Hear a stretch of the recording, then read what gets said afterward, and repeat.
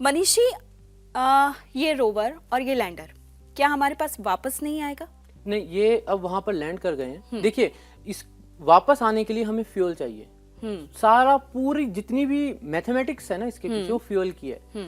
अगर इसको वापस आना है तो इसको यहाँ से उड़ना पड़ेगा ना, तो अब इसके पास उसके लिए फ्यूल होना चाहिए। तो वो कैलकुलेशन पहले करी जाती है कि वापस लाना है क्या, नहीं लाना है तो उतना ही फ्यूल लेके जाएंगे कि आराम से उतर जाए, वेट भी कम होगा। हाँ, ऊपर लेके उसका फर्क पड़ता है। तो ये वापस नहीं आना, इसमें से कुछ भी वापस नहीं आना, ये वहां पे ही रहेंगे। 14 दिन बाद, अगर जैसे 14 दिन का हमने बोला ड्यूरेशन है, फिर रात हो जाएगी, तो एक तरीके से वो मिशन लाइफ बस उतनी रखी गई है, मतलब प्रपोज्ड ही है। बाकी तो डिपेंड्स ऑन द लक कि अगर जब वापस सूरज की रोशनी आती है, इनको पैनल्स को सूरज की रोशनी मिलती है, जाग पाते हैं क्या। लेकिन देखिए, वो बहुत ही इम्प्रोबेबल मैं कहूंगा, क्योंकि वो हो गया तो अच्छा है, नहीं तो इसरो ने तो कमिटमेंट 14 डेज का ही बोला सब जगह जहां अपन देखें। और जो चंद्रयान 2 का ऑर्बिटर की बात की जा रही है, क्या वो ऑर्बिटर अभी भी काम कर रहा है? कब तक काम करता रहेगा? देखिए, उसके पास फ्यूल बच गया था, प्रोपल्शन मॉड्यूल जो है उसके पास फ्यूल बच गया, 150 किलो फ्यूल बच गया। तो उसका प्लान ये था, ऑर्बिटर का भी ऐसा ही प्लान था चंद्रयान 2 के टाइम पे, लेकिन वो आज तक है और वो अभी भी रहेगा। और जो प्रोपल्शन मॉड्यूल है वो कुछ महीनों के लिए प्लान था, अब बोले कुछ सालों तक रहेगा। फ्यूल सबसे जरूरी, इसके लिए टेक्निकल टर्म है, हम उसको कहते हैं स्टेशन कीपिंग। वो स्टेशन है उनका।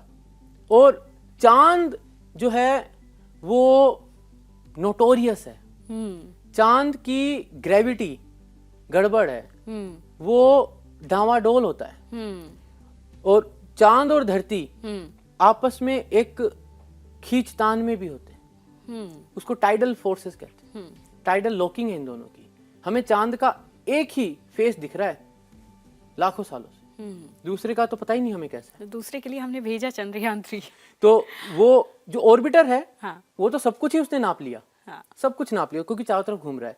तो चांद के जब चारों तरफ आप घूम रहे हैं तो चांद की जो ग्रेविटी है वो डिस्टर्बेंस क्रिएट करती है, मतलब वो तो जनरल प्रोसेस है ऑर्बिट में जो होता है, उसको हम स्टेशन कीपिंग कहते हैं। तो जितना ज्यादा आपके पास फ्यूल बच गया, ईंधन बच गया, आप अगर इसमें कुछ भी गड़बड़ हुई तो मैंने बताया ना, छोटे छोटे यहाँ पे थ्रस्टर्स लगे हुए हैं, वो वैसे उनमें भी लगे हुए होते हैं ना जो ऑर्बिट में घूम रहे हैं, तो वो उसको बैलेंस कर लेते हैं।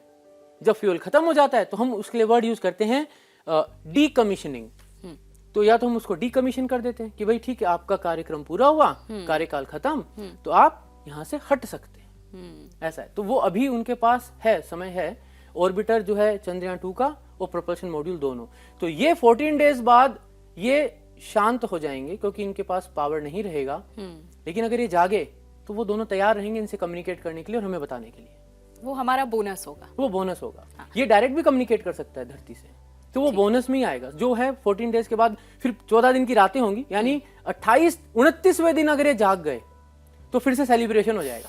थैंक यू मनीषी, यहाँ पर आने के लिए, हमसे बातचीत करने के लिए। और मुझे लगता है कि हमारे दर्शकों को सभी सवालों के जवाब बहुत आसान से लैंग्वेज में मिल गया है। और चंद्रयान 3 की जो सफलता हमने हासिल की है, उसने इसरो को, भारत को उस जगह पहुंचा दिया है जहां पर इसरो का नाम ही काफी होगा। और आगे भी भारत बहुत सारे मिशंस जो है उसकी तैयारी में लगा हुआ है। इसरो लगातार उस पर काम कर रहा है और जल्द ही वो भी लॉन्च होंगे, जिनमें गगनयान है, जैसा कि मनीष जी ने बताया, आदित्य मिशन है, ऐसे कई सारे मिशंस की प्लानिंग हमने कर रखी है। तो एक बार फिर से आप सभी को खूब सारी बधाई। और हमसे बातचीत करने के लिए मनीष जी, एक बार फिर से आपका बहुत बहुत शुक्रिया। धन्यवाद।